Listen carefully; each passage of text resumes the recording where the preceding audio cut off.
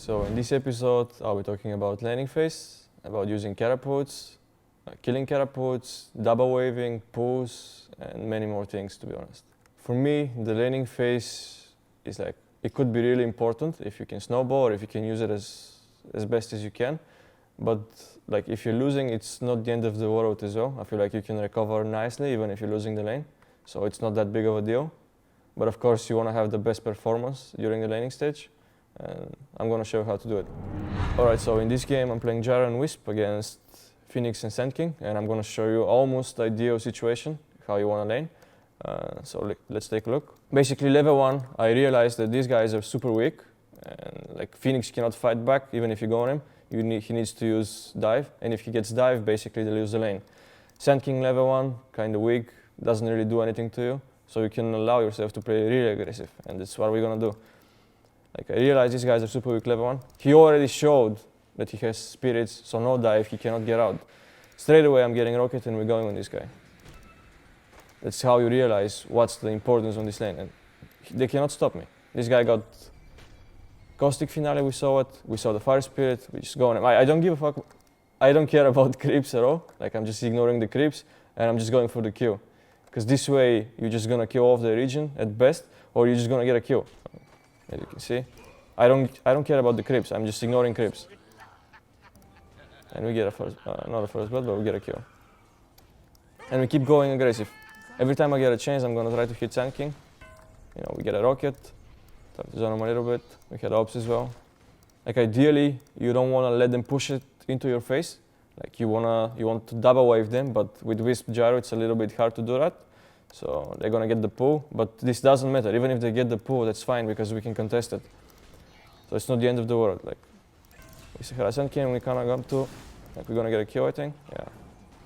And we contest the pull at the same time. So we kill Sand King, we get the pull, and we just keep fighting all the time. Because these guys are still level 1, and they're super weak at level 1. Dice, we get the pull. Wisp is gonna stack, which is really nice. Like we did 3 things at the same time. We chased down Sand King, we contested the pull, and we got a stack. You know, this is almost the ideal situation during the laning stage. And we got an obs. Now Wisp is gonna go for the pull, he's gonna deny almost a full wave. Even though they're gonna get it back, it doesn't matter. Because they cannot kill the wave. And we're gonna still contest. We deny the full wave, and we're coming to contest the pull. Like we missed only 1 creep, I think, yeah. Now we want to zone them out. You see that? Now we got the lane back because of we stacked the pull, we got the wave back, and now we want to zone them out completely because they cannot come to us, they cannot fight us at all, and we have these obs to abuse. So you see that? They're almost out of XP region. They're not here. We're just zoning them out completely. And they burned out so much region as well.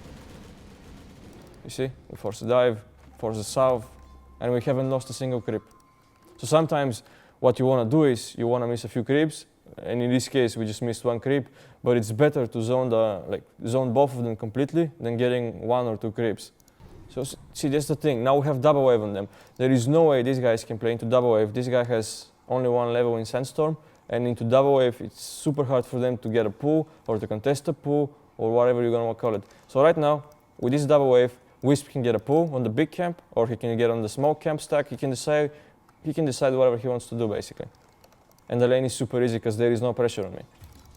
By the way, I decided to buy double band instead of a wand because I just want to hit them and last hit easier. So yeah, and as you can see, because of the double wave, he's just gonna run to the pool like I said.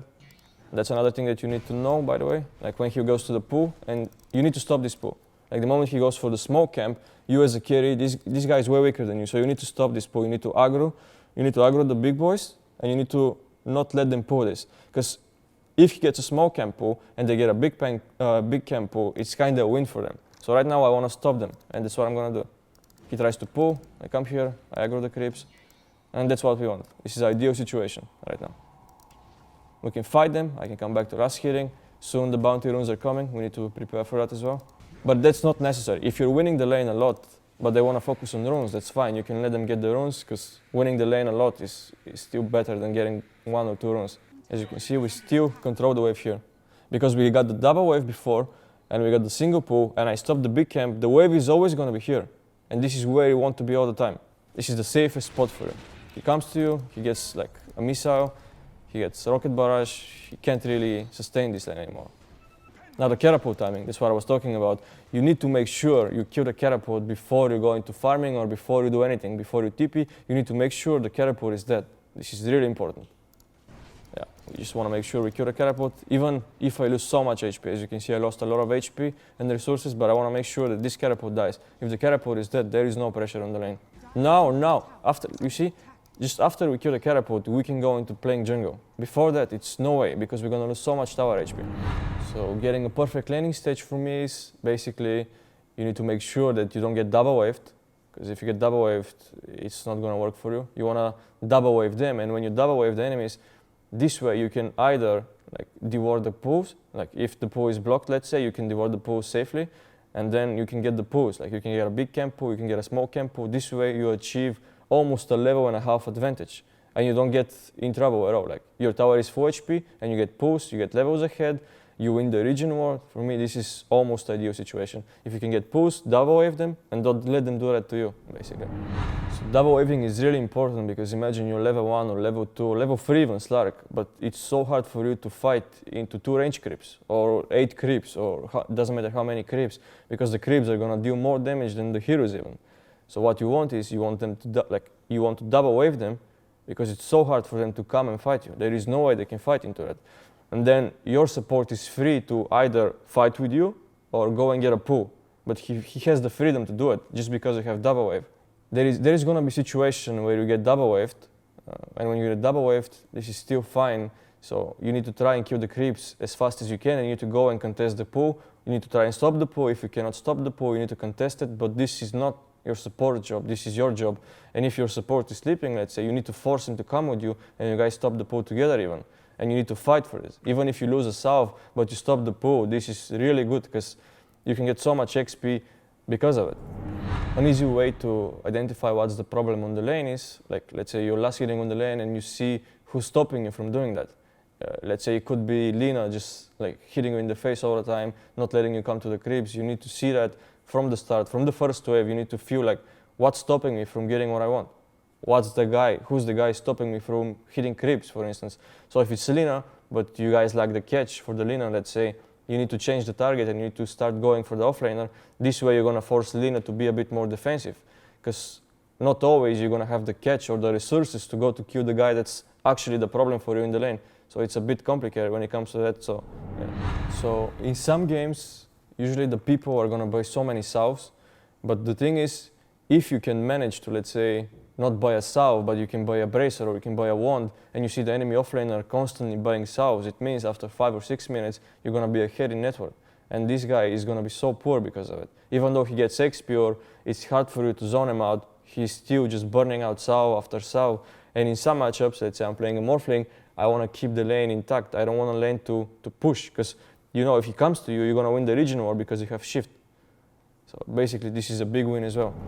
The best way to play aggressive, obviously, and we showed it in this replay, is that the moment you feel like you guys are going to win the region war or the fight itself, you can just start ignoring the creeps. You don't care about the creeps anymore. You just want to fight them. Because you keep fighting them, they're going to move back, they're going to buy salves, they're going to buy raindrops, and eventually after a wave or even 2 waves, you don't care about them, you're going to win. Like these guys cannot come to you anymore. You just want to fight them.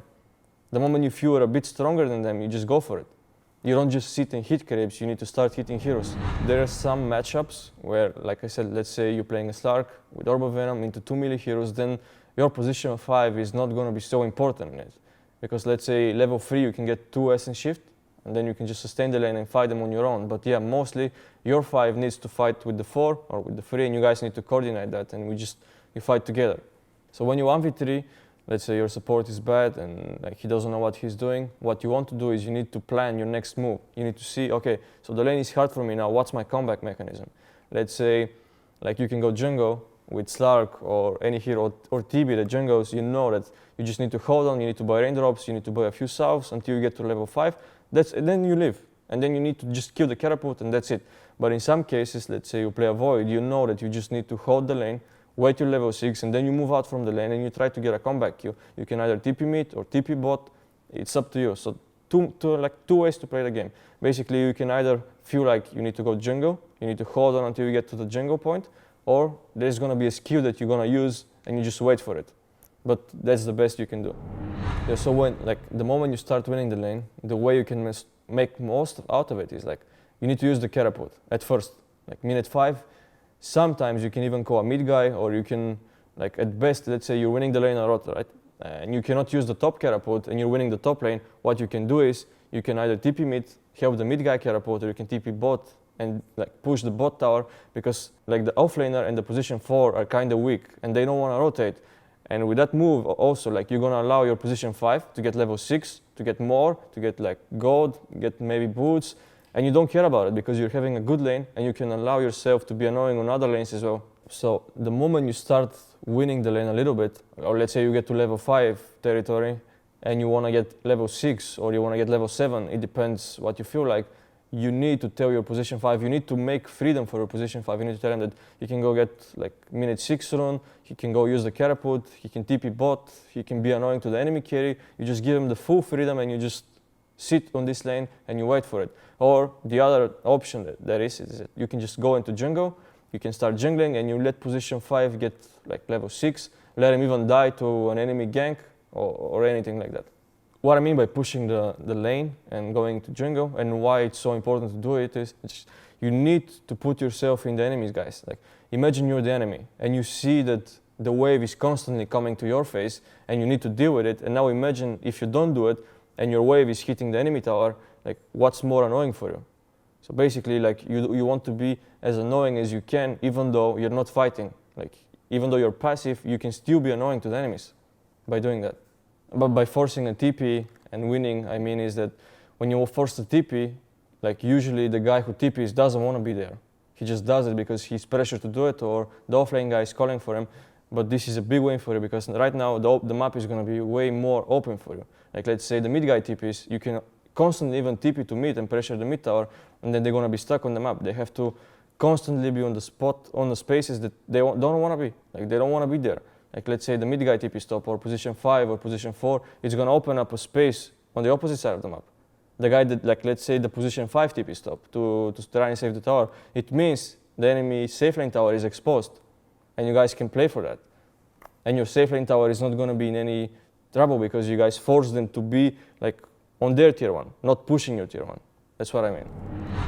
I mean, basically how you want to use the catapult or push the tower is that, like, obviously the catapult is really important to use that, to do that, because it's just way easier. But the thing is, you need to feel like you're strong enough and you don't need to be jungling to do that. So sometimes, like, let's say you're playing an anti-mage, you know, it's not going to be possible for you to push the tower because you don't contribute to the farm at all. Like, you don't help in the fight. So basically you need to be, like, high level and strong at the same time, but you need to be good in fights as well. Like, you need to help if, let's say, the enemy guy TPs or their carry TPs. You need to be strong to fight this, because you don't want to just, you know, die in the fight if you go a third guy. So the best course of action when you're losing your lane is you need to get rid of the enemy catapult, and, like, you wanna save your tower. You wanna save your tier 1 as much as you can, if that's possible, because not always, you know, this is possible. And you don't want to allow them to move into your jungle. Like, you want to still apply some sort of pressure, or, like, if you're losing a lot, you can rotate. You can go to the opposite side of the map. You can TP to your offlane and you can play there, for instance. Or you can go into Ancients, but you don't want to, like, you don't want to receive pressure to you. You don't want to lose your tower and you don't do anything about it. Like, you want to either try to kill the wave, or you want to TP to the opposite side and get the enemy tier 1. There has to be some sort of answer, not just go into jungle and not do anything.